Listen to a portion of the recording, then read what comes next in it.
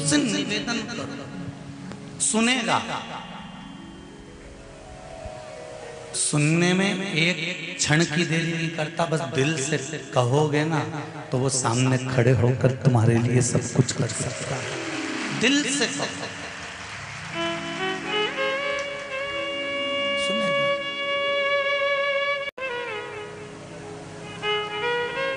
शिव कथा कर रहे हैं। बहुत छोटा सा मनुष्य का शरीर है, मानव की देह बहुत छोटी सी है। कब आई, कब चली गई, कब आया, कब चले गया, जीवन का कोई ठिकाना नहीं। और उस आने और जाने के क्रम में हम भगवान की जितनी भक्ति कर सकते हैं उस भक्ति को अपने भीतर उतारा। हम जितना भजन कर सकते हैं उसको अपने भीतर उतारा। बचपन हो, जवानी हो, अधेड़ी हो, बुढ़ापा हो, हम परमात्मा को अपने भीतर जब उतारने का कर्म करेंगे, अपने भीतर जब उतारेंगे तो ये पक्का है कि फिर हमें जन्म और मरण के प्रपंच में नहीं फंसना पड़ेगा। एक तो परमात्मा ने जो जीवन दिया है ना, परमात्मा ने जो तुम्हें बनाकर भेजा है ना, वो सबसे अच्छा बनाकर भेजा। हमें दुनिया की निगाह में बहुत अच्छा नहीं बनना, क्योंकि तुम कितने भी अच्छे बन जाओ, कितने भी जोरदार बन जाओ दुनिया की निगाह में, सामने वाले की निगाह जैसी होगी वैसे ही तो नजर आएगा उसको। आप सोचो कि मैं अच्छा बन जाऊं, मैं बहुत अच्छा हूं, मैं बहुत अच्छा हूं और मैंने दुनिया के लिए बहुत अच्छा किया है, मैंने संसार के लिए बहुत अच्छा करना चाहा है। तुम कितने भी अच्छे बन जाओ, पर सामने वाले की दृष्टि भी तो अच्छी होना चाहिए, सामने वाले की नजर भी तो अच्छी होना चाहिए।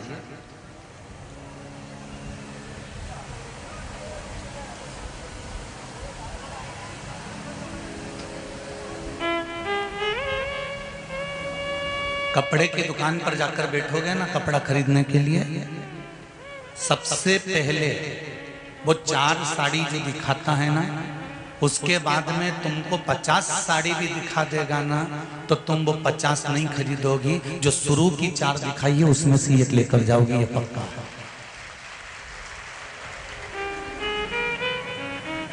उसके बाद में उसने 50 दिखा दी, 100 दिखा दी, 200 दिखा दी, 250 दिखा दी, 60 दिखा दी, 20 दिखा दी, पर तुमको जो पहले दिखाई है 2, 3, 4 जो भी प्रथम में दिखाई है, बस वही में से तुमको पसंद करना है।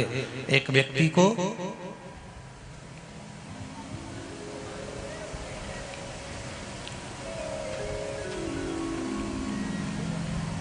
गुलाब के खेत में, जहां पर गुलाब होता है, गुलाब का पौधा होता है, उस गुलाब के खेत में भेज दिया गया और कहा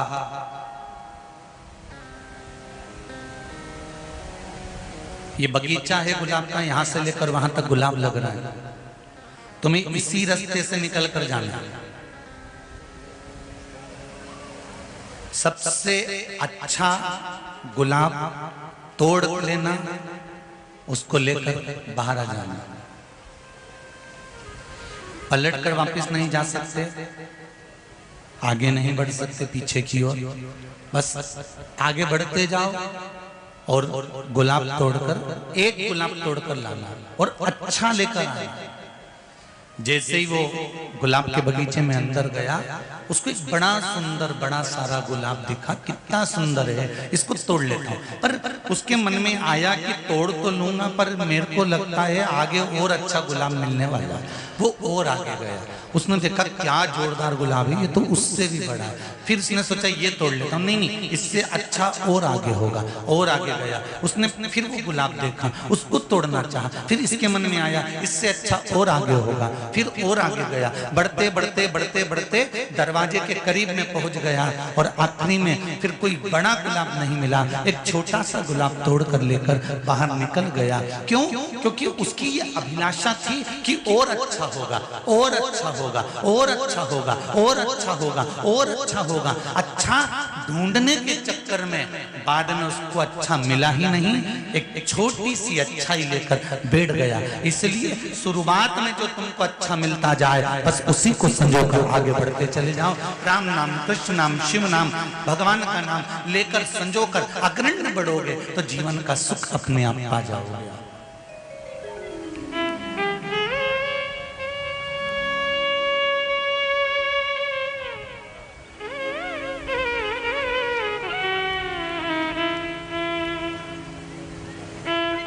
बहुत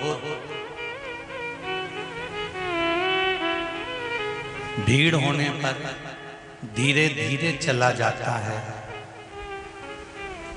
बहुत दूर दूर से कथा सुनने आए हो आप लोग, ट्रैक्टर लेकर, मैजिक लेकर, ऑटो लेकर, बाइक लेकर, मोटरसाइकिल लेकर, टवेरा लेकर, ढेर गाड़ियां लेकर आए हो। लाखों में गाड़ियां खड़ी है पूरे क्षेत्र में, रतलाम के आसपास लाखों।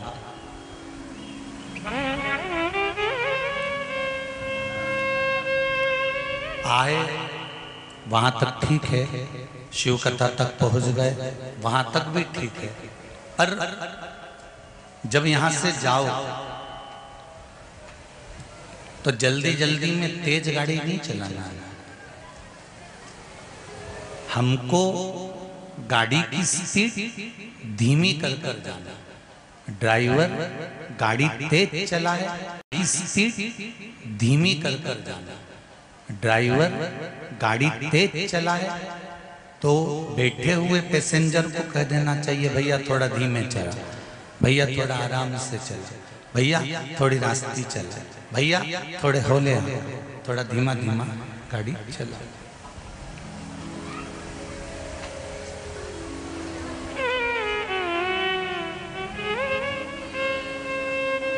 पहले स्पीड दे ले, बचपन, जवानी, अधेड़ी, ये सब स्पीड में निकल गए, बहुत तेज निकल गए। बचपन तो यूं जाता है जी, और चले जाता है तब याद आती है कि बचपन चले गया। जवानी चुटकी में निकल जाती है,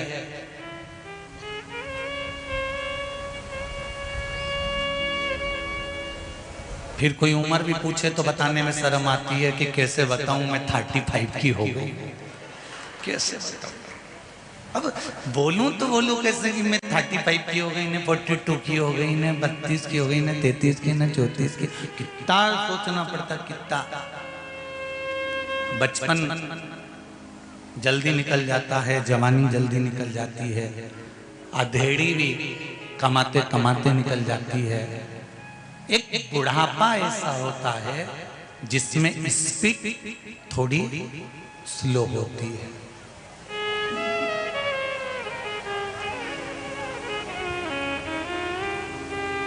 और जब भगवान ने कहा कि स्पीड इसलिए स्लो करी गई है कि इस स्पीड के अंतर्गत जितना तुझे समय मिला हुआ है उतने में तू भगवान का भजन करते चल।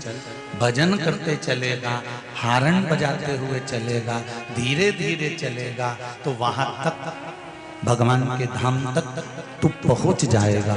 स्मरण करते करते चल।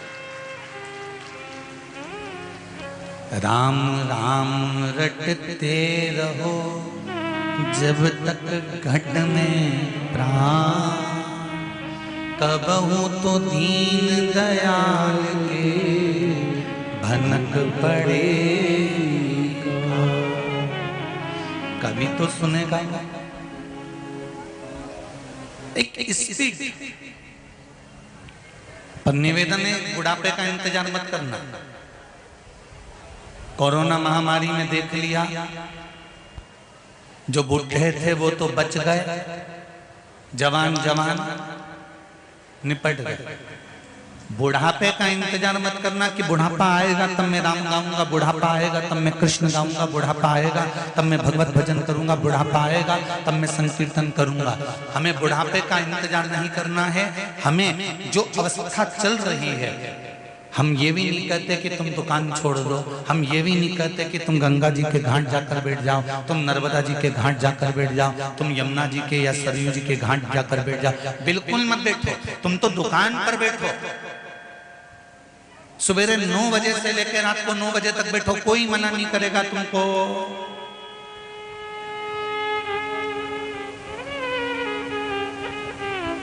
कर्म करो, गीता जी भी कहती है कि कर्म प्रधान है, खूब करो, पर कर्म के साथ में थोड़ा भजन करते हुए चलना। क्यों? क्योंकि भजन कर्म में भाग्य की चाबी है। ये जितने जितने मैं ग्रामीण माताओं को तो नहीं कह सकता, पर जितने दुकान वाले होते हैं, व्यापारी होते हैं, सेठ जी होते हैं, जिनके पास में धन ज्यादा होता है, व्यापार ज्यादा होता है। बाहर आवाज नहीं जा रही, राइट में उधर बाहर वाले टेंट। तो जितने व्यापारिक बंधु होते हैं, जितने व्यापार करने वाले होते हैं, जितने व्यवसायी होते हैं, वो व्यवसाय करने वाले, व्यापार करने वाले बैंक में जाकर लॉकर लेते हैं और लॉकर में सोना चांदी रखते हैं। बोलो री जी जी सही है कि गलत है? अरे बोलो तो। लॉकर में रखते हैं। उसकी 2 चाबी होती है लॉकर की। एक चाबी तुमको दे देता है बैंक वाला, और एक चाबी बैंक का मैनेजर अपने पास में रख लेता है। बोलो सही है? अरे बोलो तो। बैंक का मैनेजर एक चाबी को अपने पास रखेगा और एक चाबी आपको दे देगा। अब तुम अपनी चाबी कितनी भी घुमा लो, ताला खुलेगा?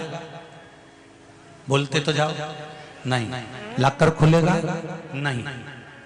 और मैनेजर अपनी चाबी कितनी भी घुमा ले, लॉकर खुलेगा? नहीं।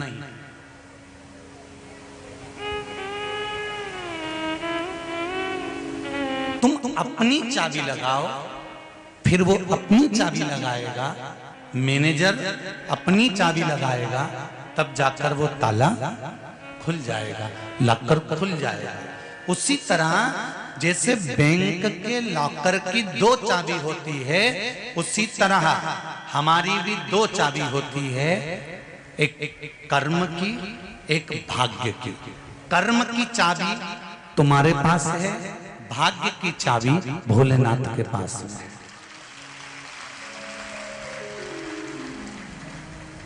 आप केवल कर्म करे जाओगे, कर्म करे जाओगे, कर्म करे जाओगे, चाबी घुमाए जाओगे, घुमाए जाओगे, घुमाए जाओगे, लॉकर खुलेगा? नहीं।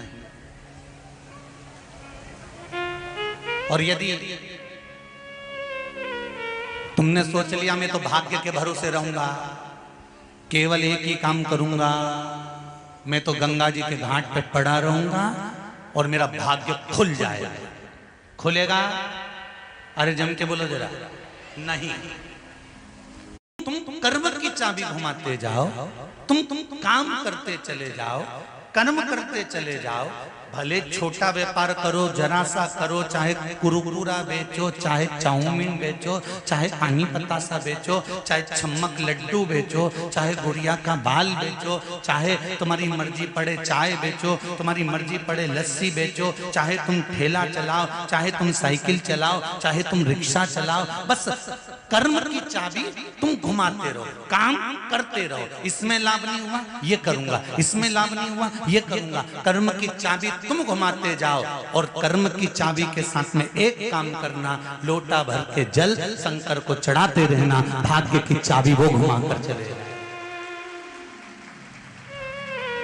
उसको मत छोड़ना।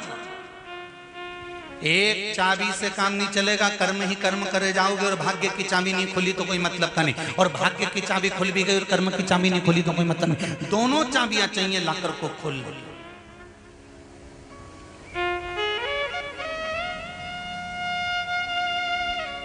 दोनों।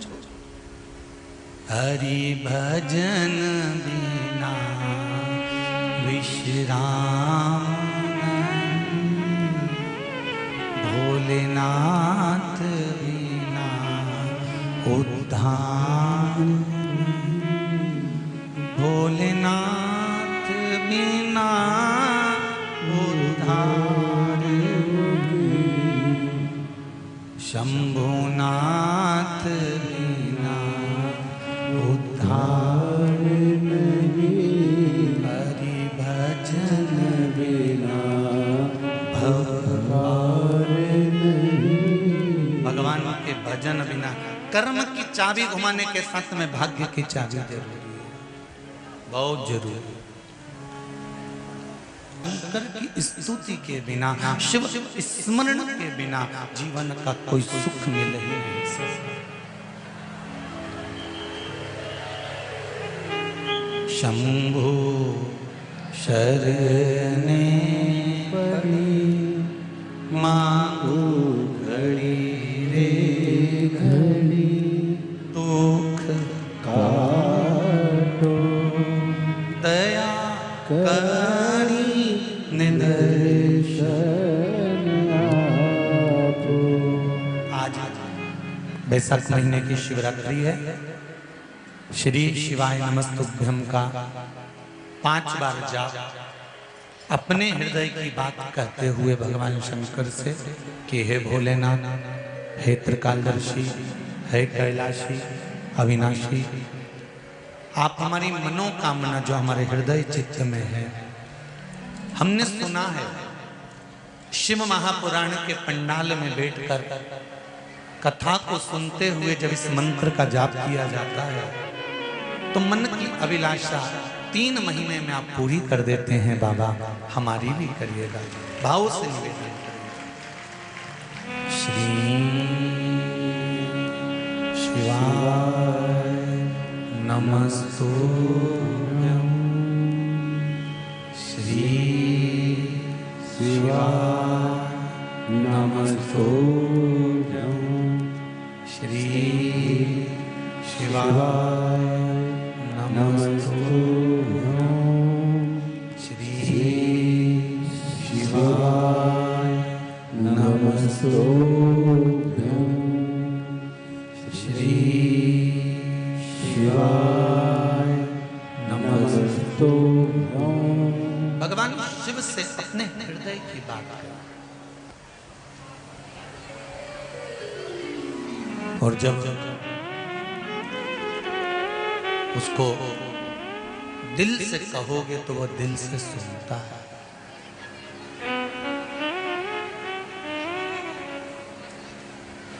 बचपन खेल में खोया, जवानी नींद भर सोया, बुढ़ापा देख कर रोया, सिराने मौत हंसती है। हमारा बचपन, हमारी जवानी, हमारी अधेड़ी, हमारा बुढ़ापा जो निकल रहा है, चुटकियों में जा रहा है, ये जो आ रहा है, अवस्था बढ़ती चली जा रही है, कहीं वो परमात्मा से हमको दूर ना कर दे।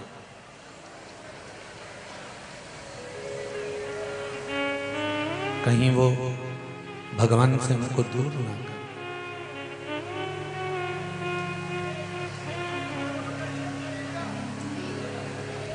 जल चढ़ाने के बाद में,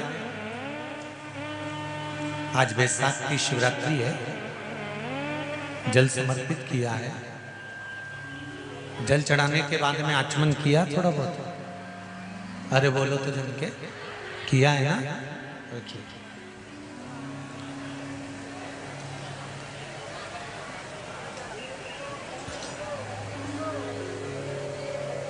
जिसको डॉक्टर कह देता है कि इसको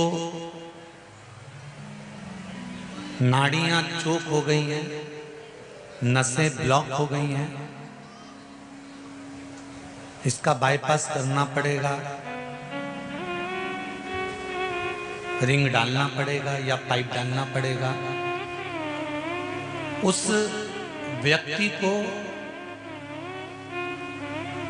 ऑपरेशन कराने से पहले किसी भी शिवरात्रि पर महाराज काली तिल और लाल चंदन इन दोनों को पीस कर घिस कर उसका उपटन बनाना, शंकर भगवान पर उसका लेपन करना चाहिए किसी भी शिवरात्रि। और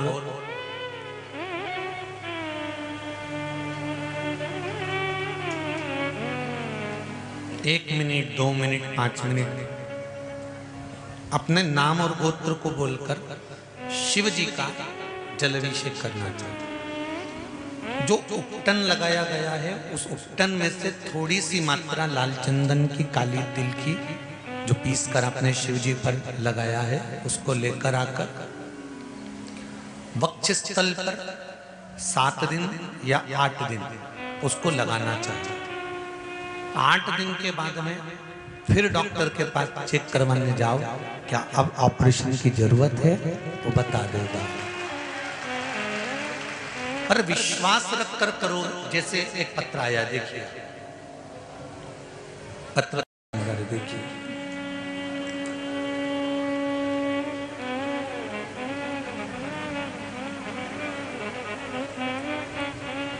मनीषा सेन पिता कैलाश चंद्र जी सेन, थावरिया बाजार रतलाम से हैं। कहीं हैं बैठे हैं? अगर बैठे हो तो हाथ हिला दीजिए। आप ही दोनों हाथ हिला दो एक बार। हर हर महादेव। मेरा ससुराल जावद है। गुरुजी मुझे 2019 से मैं बीमार हो गई, जांच करवाई तो पता चला कि मुझे गर्भाशय में गांठ थी। फिर उसकी जांच करवाई गई, जो गांठ निकली उसकी जांच करवाई गई। गुरुजी वह गांठ कैंसर की थी। उसके बाद में गुजरात के हॉस्पिटल में मेरा इलाज शुरू हुआ और ऑपरेशन करवाया गया, फिर भी कोई फर्क नहीं पड़ा। उससे मेरी किडनी में भी असर हुआ, दोनों किडनियों में नलियां लगाई गई, तभी शरीर सूखता गया। उसके बाद आयुर्वेदिक दवाइयां लेना प्रारंभ किया गया, उसके बाद भी फर्क नहीं पड़ा। तब मैंने मोबाइल पर आपकी वीडियो क्लिप आया, उसमें आपने कहा कि अगर आपको कोई औषधि ले रहे हो और वो औषधि नहीं लग रही तो उसको शंकर जी को समर्पित कर दो और शिव जी से कहो श्री शिवाय नमस्तुभ्यम मंत्र बोलने के बाद बाबा से विनती कर कर कहो कि बाबा जब आप जहर का प्याला पी सकते हो तो क्या मेरा रोग नहीं पी सकते। और बाबा से विनय करा, निवेदन करा। मैं बिस्तर पर पड़ी रहती थी, उठ नहीं पाती थी, मुझसे चला नहीं जाता था, पर बाबा की ऐसी कृपा है कि जब से मैंने ये उपाय करा है, आज कथा में 6 दिन से कथा लगातार श्रवण कर रही हूं। ये कैंसर के मरीजों का हाल है कि शिव बैठा है। बैठो बहन, बाबा की कथा में आए हो और बाबा ने इतना अच्छा कर दिया है ना आपको, तो उस पर विश्वास करना और जल्दी पूर्ण तरह से ठीक कर देगा। उस पर भरोसा पूरा रखिए। अकाल मृत्यु वो मरे जो काम करे चंडाल का, काल उसका क्या बिगाड़े जो भक्त हो महाकाल का। जो शंकर की आराधना करता है, शिव तत्व में डूबा रहता है, शिव आराधना में डूबा रहता है, जिसका विश्वास पक्का है, तो समझ लो शिव तुम्हारे साथ हर पल खड़ा हुआ है, हर जगह खड़ा हुआ है। विश्वास पक्का होना चाहिए।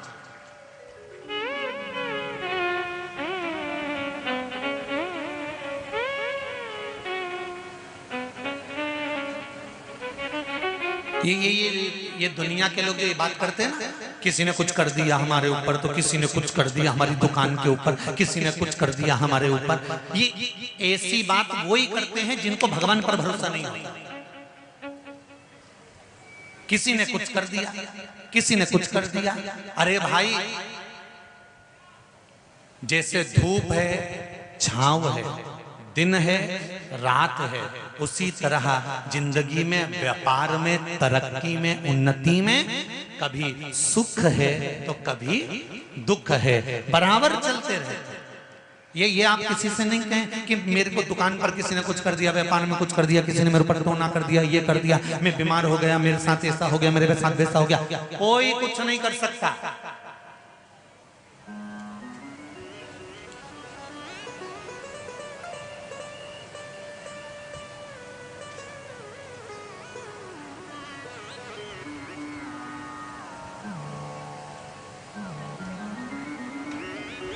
आप उस पर विश्वास पूरा रखिए।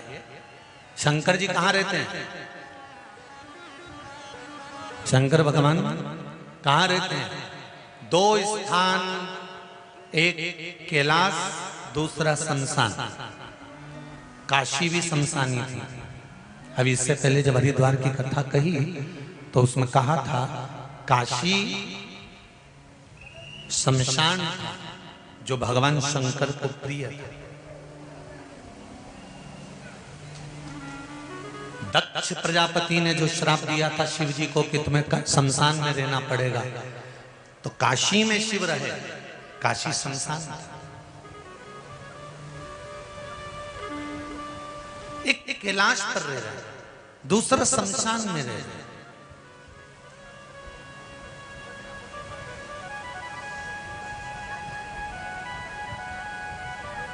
अब शमशान में रहने वाला व्यक्ति भगवान शिव, शमशान में रहने वाले भगवान भोलेनाथ, शमशान में रहने वाले मेरे शंकर, शमशान में रहने वाले मेरे शिव, जो स्वयं अघोरियों के भी अघोरी हैं, तांत्रिकों के भी तांत्रिक हैं, ज्योतिषी की भी ज्योतिष हैं। ये ज्योतिष विद्या तो बाद में चालू हुई साहब। सबसे पहला तो ज्योतिष आचार्य मेरा भगवान शंकर था।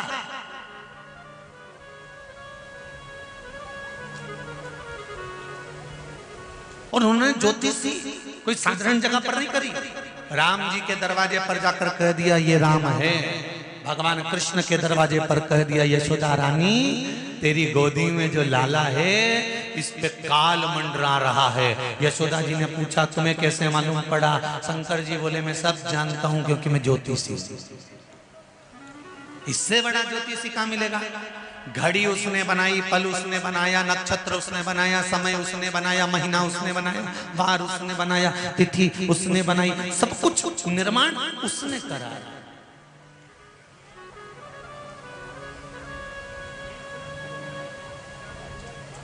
शिव से बड़ा ज्योतिषी कौन होगा? शंकर से बड़ा तांत्रिक कौन होगा? शंकर भगवान से बड़ा अघोरी कौन होगा? शिव से बड़ा देव कौन होगा? कौन हो सकता? सारे तीर्थ धाम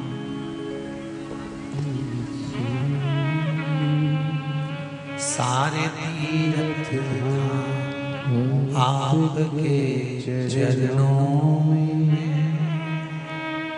हे भोलेनाथ प्रणाम आपके चरणों में। संपूर्ण दुनिया वास्तु शास्त्री हो, ज्योतिष आचार्य हो, तांत्रिक हो, अघोरी हो, शिव क्या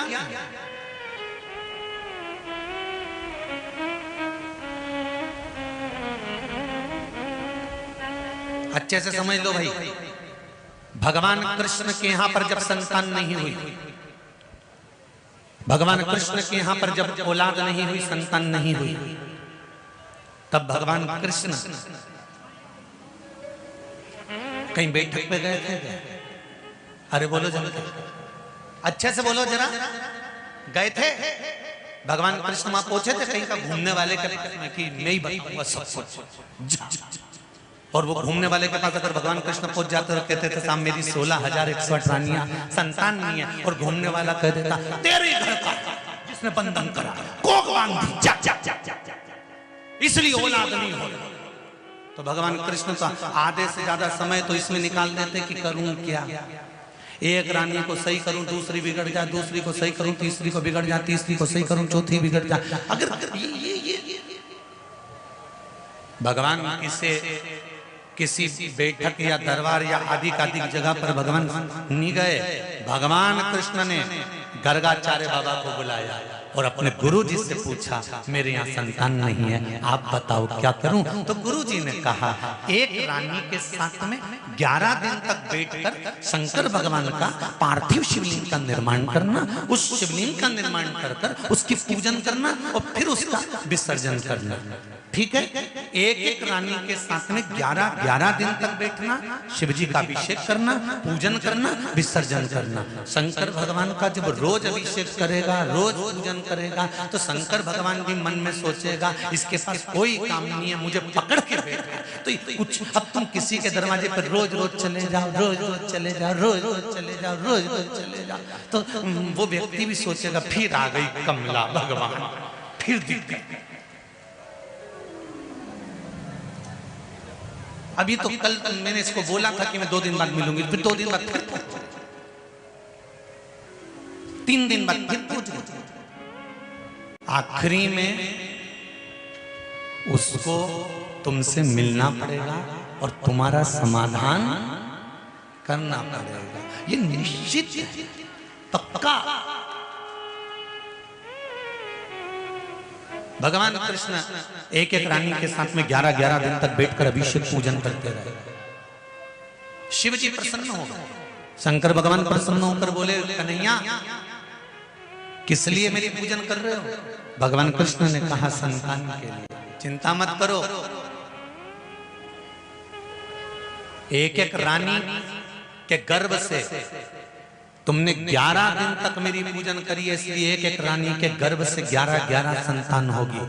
10 छोरा, 1 छोरी, 1,77,186 भगवान कृष्ण के घर में बच्चे हो गए, शिव की कृपा से।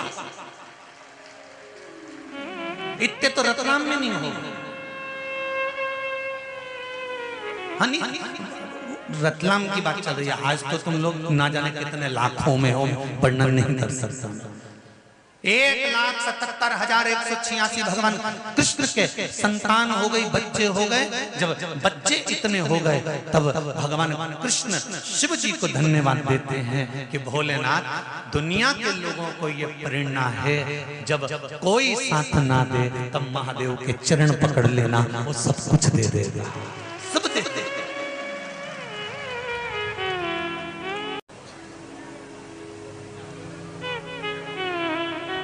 जिन जिन ने आज बैसाख की शिवरात्रि के दिन जल चढ़ाया है, तारीख लिख कर रखना, और 3 महीने तुमने जो मांगा है, यहीं बोल के जा रहा हूं, 3 महीने के अंदर जहां कथा चल रही होगी ना, एक पत्र तुम्हारा वहां पहुंच जाएगा कि मेरा ये काम हो गया। ये पत्रों के जो ढेर लगे हैं, ये ऐसे ही नहीं लग गए साहब, ढेर पत्र ढेर।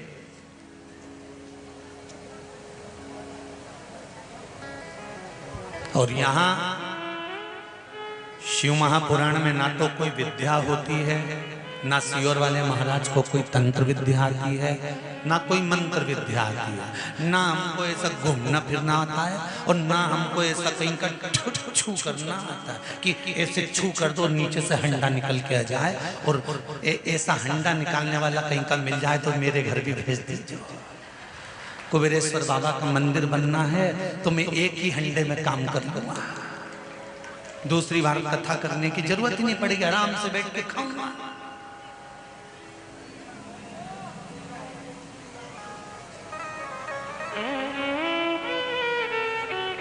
ना हम तंत्र जानते हैं, ना हम मंत्र जानते हैं, ना हम साधना जानते हैं, हम तो केवल इतना जानते हैं, श्री शिवाय नमस्तुभ्यं। बस 2-3 चीज हमने धारण करी है, एक शंकर भगवान को जल चढ़ाना, बेलपत्र चढ़ाना, एक सूर्य भगवान को अर्घ चढ़ाना, दूसरा रुद्राक्ष अपने तन पर धारण करना।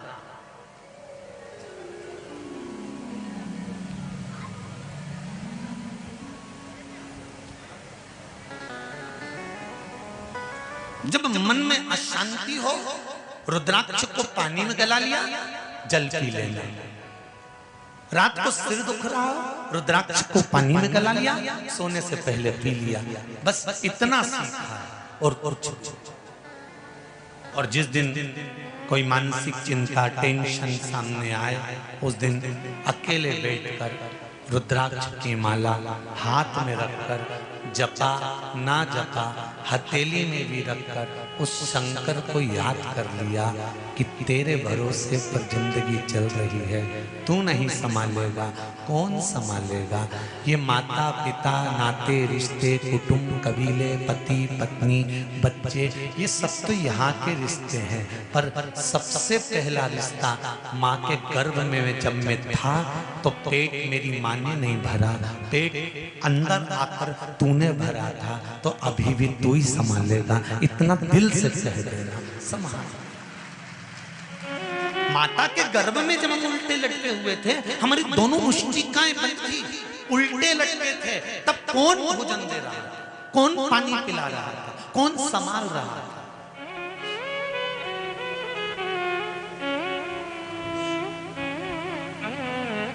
और कितनी कृपा करी है मेरे भोलेनाथ ने, ये तो देखो तुमको भिखारी नहीं बनाया, नहीं तो कटोरा लेके कहीं उनका इंदौर के 3 बत्ती 4 बत्ती पे खड़े मिलते। धन्यवाद दो उसको, अच्छे माता पिता के गर्भ से जन्म दिया है, अच्छे घर में जन्म दिया है, अच्छे कुल में जन्म दिया है, अच्छी पत्नी मिली, अच्छा पति मिला, अच्छे बच्चे मिले, पूरा शरीर मिला, एक भी डिपार्टमेंट गड़बड़ नहीं दिया, सब पूरा पूरा दिया। ये तेरी कृपा है, और सबसे बड़ी कृपा तूने ये करी कि भारत की भूमि पर जन्म दिया, और इससे बड़ी कृपा एक कर दी कि मुझे सनातनी धर्म में पैदा कर दिया, मुझे गलत धर्म नहीं।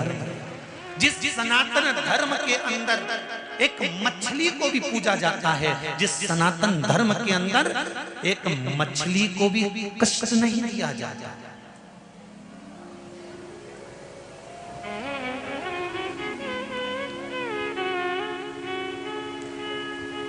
चींटी को पकड़ो वो भी भागती है, बोलो सही है। चींटा को पकड़ो तो भागे, चूहा को पकड़ो तो भागे, सांप को पकड़ो तो भागे, गाय को पकड़ो तो भागे, हिरण को पकड़ो तो भागे। जरा विचार करिए, मछली को पकड़ने की कोशिश करो, वो भी कांटे में फंस के तड़प कर निकलने का प्रयास करती है कि मेरे भी बच्चे हैं, मेरा भी परिवार है, मेरे भी अपने हैं, तुम मुझे क्यों पकड़ रहे हो, क्यों मार रहे हो। जरा सा जीवन के स्वाद के लिए, जरा सी जीवन के स्वाद के लिए तुम मुझे मार रहे हो।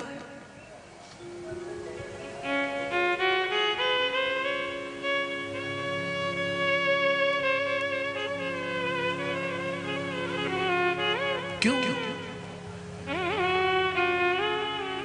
किसी को कष्ट देना सनातन धर्म में नहीं लिखा। सनातन धर्म में तो एक बात लिखी है कि सर्वे भवन्तु सुखी, कोई दुखी ना। हे पुराण परमात्मा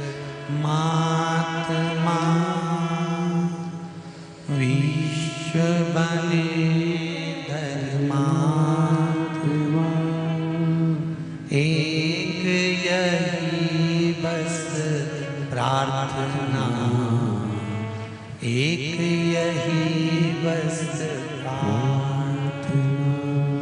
हे पूर्ण परमात्मा विश्व बने धर्मात्मा, एक यही बस प्रार्थना, एक यही बस।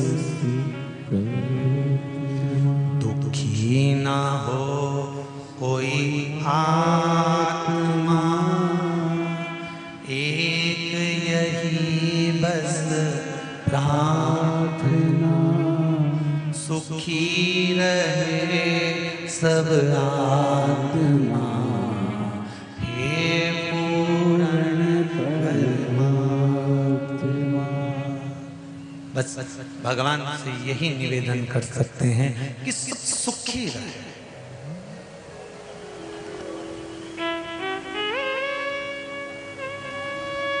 जब दुनिया के लोग कहते हैं ना गुरुजी कलयुग आ गया, घोर कलयुग आ गया, बड़ा दुख होता है।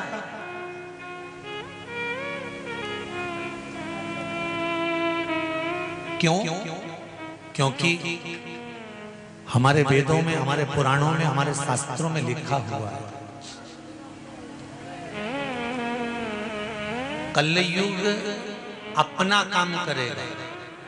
उस कलयुग को भी आप सतयुग बना सकते हो भजन के बल पर, सत्संग के बल पर, भक्ति के। कलयुग अपना काम करेगा। बचपन गया तो जवानी आएगी, ये सरल है, सहज है। जवानी के बाद अधेड़ी आएगी, ये पक्का है। अधेड़ी के बाद बुढ़ापा आएगा, ये पक्का है। साइकिल के बाद मोटरसाइकिल आएगी, ये पक्का है। मोटरसाइकिल के बाद 4 व्हीलर गाड़ी आएगी, ये पक्का है। किराए के मकान के बाद तुम्हारा फ्लैट मकान आएगा, बस मेहनत करना पड़ेगा, वो बहुत निश्चित है, पक्का। हमारे शास्त्र, हमारे वेद, हमारे पुराण, हमारा धर्म कहता है कि कलयुग आ गया। लोग कहते हैं कलयुग आ गया, कलयुग आ गया, कलयुग आ गया, कलयुग आ गया। इस कलयुग में भी सतयुग आ सकता है अगर आप चाहो तो। और सतयुग आए कि नहीं आए वो पता नहीं, पर अगर मेरे शंकर की कृपा रही तो कलयुग की जगह शिवयुग जरूर आ सकता है, यह पक्का हो।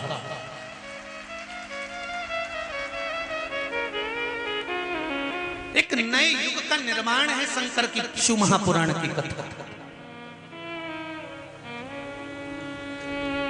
आने वाले समय में आपको नहीं कहना पड़ेगा कि कलयुग चल रहा है, क्या कहोगे? शिव युग चल रहा है। मंदिर मंदिर में भीड़ लगी पड़ी हुई है, लोग जल लेकर जा रहे हैं, दिया जला रहे हैं, पशुपति व्रत कर रहे हैं, शंकर के मंदिर को देखकर प्रसन्न हो रहे हैं, उसकी चौखट को देखकर आनंद उत्पन्न कर रहे हैं। कोई जाता है मंदिर में झाड़ू लगा जाता है, कोई जाता है शिव मंदिर में पोछा लगा जाता है, कोई जाता है शंकर जी के सामने से निकल कर जाता है तो थोड़ा स्माइल देकर चले जाता है, कोई जाते जाते मस्तक झुका देता है, कोई जाते जाते हर हर महादेव कह देता है। सबके मुख पर श्री शिवाय नमस्तुभ्यम है, कोई नमः शिवाय कर रहा है, कोई पंचाक्षर मंत्र कर रहा है, कोई रुद्राक्ष गले में धारण कर रहा है।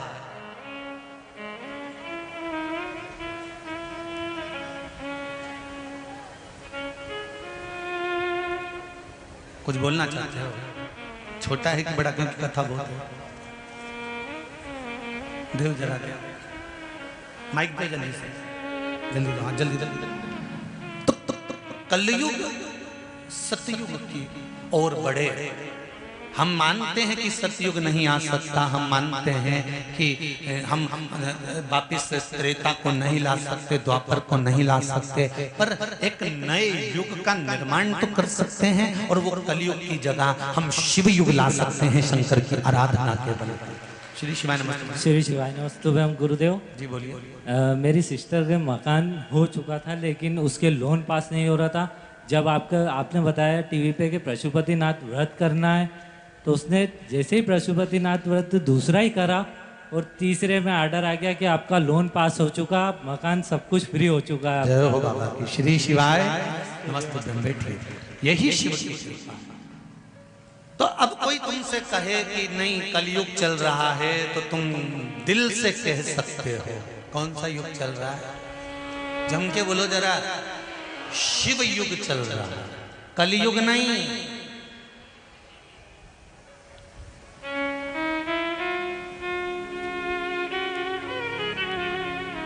हर हर महादेव, घर घर महादेव। यहाँ ये 2-3 चीजें याद कर लेना, हर हर महादेव, घर घर महादेव।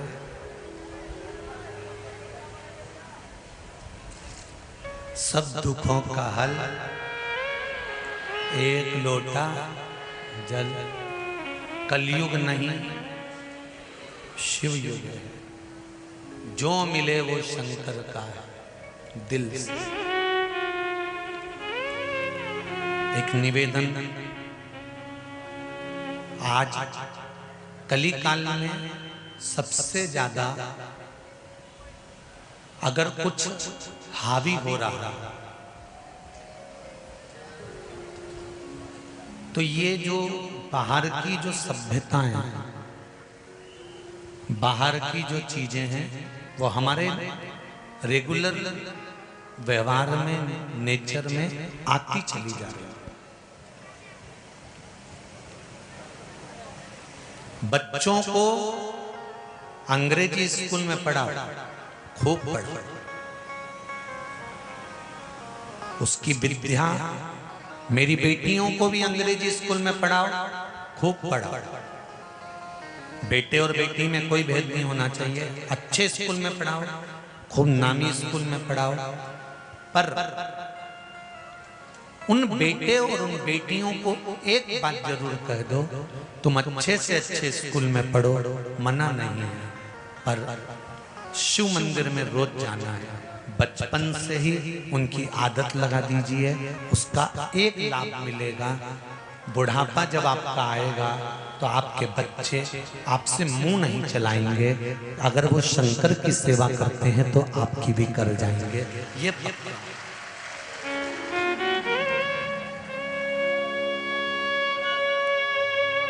इस पूरे पंडाल में और बाहर जितने खड़े हुए धूप में, इधर उधर, पीछे आगे, राइट लेफ्ट, जितने भी खड़े, मुझे विश्वास है कि यहाँ 70 से ऊपर वाले तो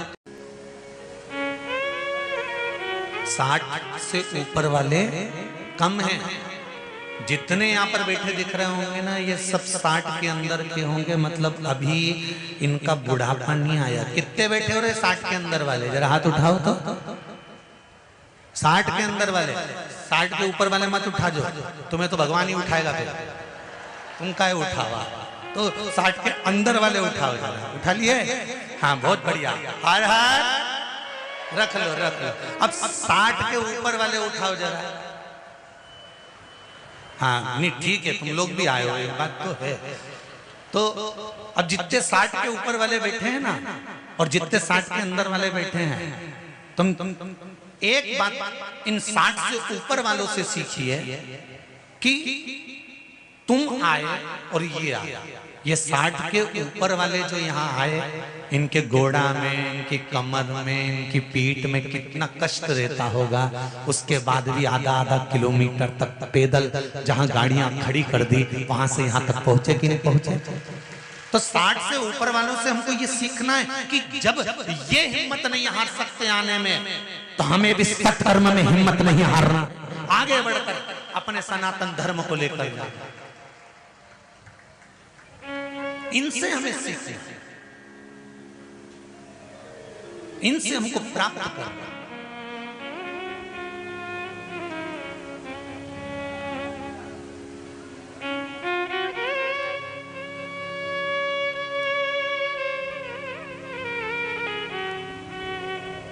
महाराज शिव कथा कर रहे, भगवान शंकर का स्मरण कर रहा है, शिव भक्ति कर रहे हैं कि आपके द्वारा किया गया एक लोटा जल समर्पित, एक चावल का दाना समर्पित, या किसी भाव से आप जो भगवान शिव की आराधना करते हो, उसका फल आपको मिलेगा, और मिलता जरूर है। बड़ी प्रसन्नता की बात है। यहाँ के प्रशासन को, रतलाम के जितने प्रशासनिक हैं, प्रशासन वाले हैं, इनको धन्यवाद देना चाहूंगा। नेतागणों को भी धन्यवाद देना चाहूंगा कि इस व्यासपीठ ने कहा था कि वो तालाब पूरा स्वच्छ और सुंदर बनाने का प्रयास करो, और वहां कार्य प्रारंभ होना चालू हो गया है। उसके लिए बहुत बहुत धन्यवाद, बहुत बहुत धन्यवाद। शिव कृपा से, शंकर की दया से, उदारता से, अगर कथा का लाभ आपने लिया है तो हमको यही खुशी है कि आपने कुछ उसको करने का प्रयास करा और उसको करना प्रारंभ करा। सुख इसी को कहते, शिव पुराण कह रही है भगवान शंकर शमशान में निवास करते हैं, कैलाश पर निवास करते हैं। शमशान में रहने का कारण उनका केवल इतना है कि तेरे कैलाश का मतलब है कि शीतलता में रहना, और शमशान में रहना मतलब अंत समय में रहना। माता की जो कोख होती है, माता का जो गर्भ होता है, माता के जो गोद होती है, वो शीतलता का अनुभव कराती है। तो तुम्हारे जन्म के समय पर भी शंकर है और तुम्हारे मृत्यु के समय पर भी शंकर है। चालू जहां से हुए वहां से लेके अंत तक कोई दूसरा नहीं, केवल शिव ही शंकर, केवल शिव।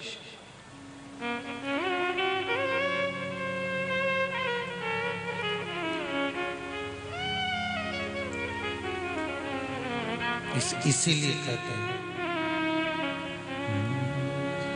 धीमा बजाओ भोलानाथ डमरू, धीमा बजाओ धीमा रू की धुन सुन के रतलाम में आए।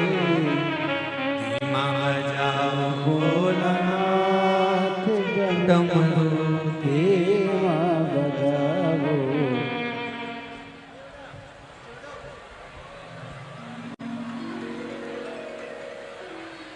शिव की कृपा है, शंकर की दया, शंकर की उदारता।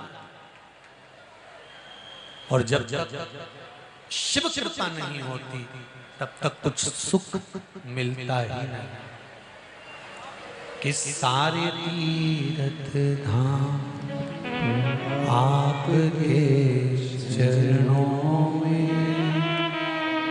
हे भोलेनाथ प्रणाम आपके चरणों में। सब कुछ मेरे शंकर भगवान के पावन चरणारविंद में है। जीवन का सारा सुख मेरे भगवान के चरण। श्री, साथ में बोलिए, साथ में बोलिए, श्री शिवाय नमस्तुभ्यं। श्री शिवाय नमस्तुभ्यं। श्री शिवाय नमस्तुभ्यं। श्री शिवाय नमस्तुभ्यं। श्री शिवाय नमस्तुभ्यं। शिव जो करेगा वो श्रेष्ठ करेगा।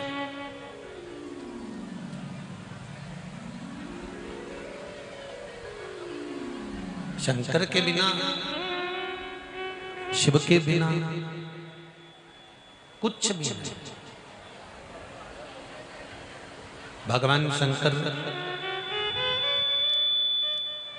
भगवान शिव बैठे हुए थे, माता पार्वती जी पीछे से आई और मां जगत जननी पार्वती जी ने आकर भगवान शंकर के नेत्रों को बंद किया।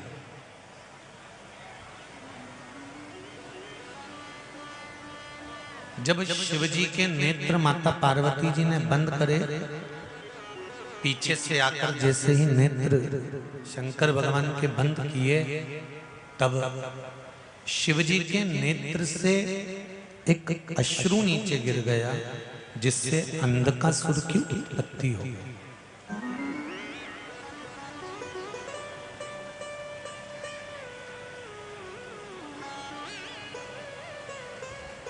अंधकासुर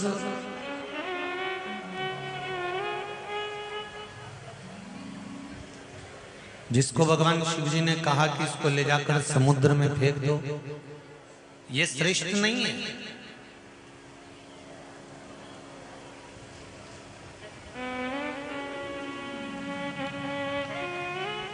शंकर भगवान के नेत्र से जो अश्रु निकला उसको समुद्र में फेंका गया, वो अंधकासुर हुआ। कुछ कुछ अपने शरीर में से भी क्रोध, अभिमान, अहम,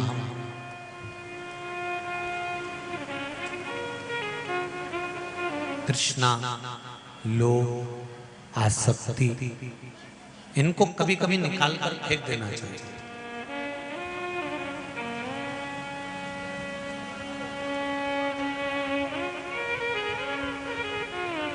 एक व्यक्ति ने एक पत्र लिखा है, वो पत्र कक्ष में है। उस पत्र में उस व्यक्ति ने लिखा है कि मैंने पहले चश्मे की और बेल्ट की दुकान खोली थी, पर वो नहीं चली, उसको बंद कर दिया।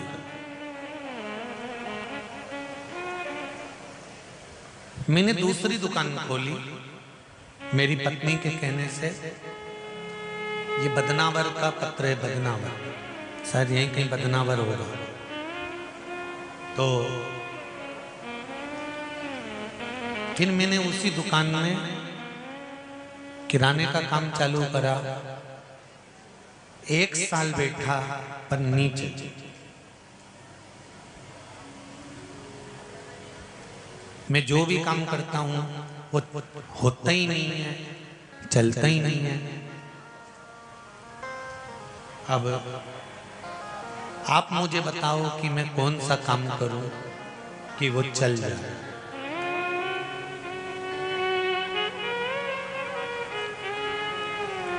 मेरा तो इतना सा निवेदन है, जिसने प्रश्न किया है उसको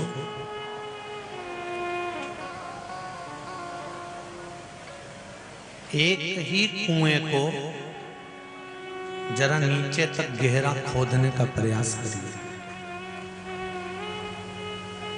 50 फीट कुआं उधर खोद दिया, 60 फीट उधर खोद दिया, एक बोर इधर लगवाया 100 फीट का, एक बोर उधर लगवाया 70 फीट का, एक बोरिंग उधर करवाया 150 फीट का। उसकी जगह तुम्हारा दिल करे वहां एक बोरिंग करवाओ और 350-400 फीट करवा दो, पानी निकलेगा, पक्का है। नहीं आए तो और करा, 400 पे नहीं आए तो 450 करा, पर एक ही जगह पर करा। यहां करा लिया, वहां करा लिया, वहां करा लिया, वहां करा लिया, किसी में पानी नहीं आया। एक ही जगह अगर बोरिंग करवाता रहता 10 जगह की जगह एक ही जगह पर तू 100 फीट वहां करवाता फिर रहा, एक ही जगह करवा लेता तो पानी निकल जाता। उसी तरह 10 दुकान बदलने की जरूरत नहीं है, एक ही दुकान पर दिल से तू कर्म की चाबी घुमाते रहे, वो भाग्य की चाबी घुमाएगा। उस पर विश्वास रख, हारना नहीं।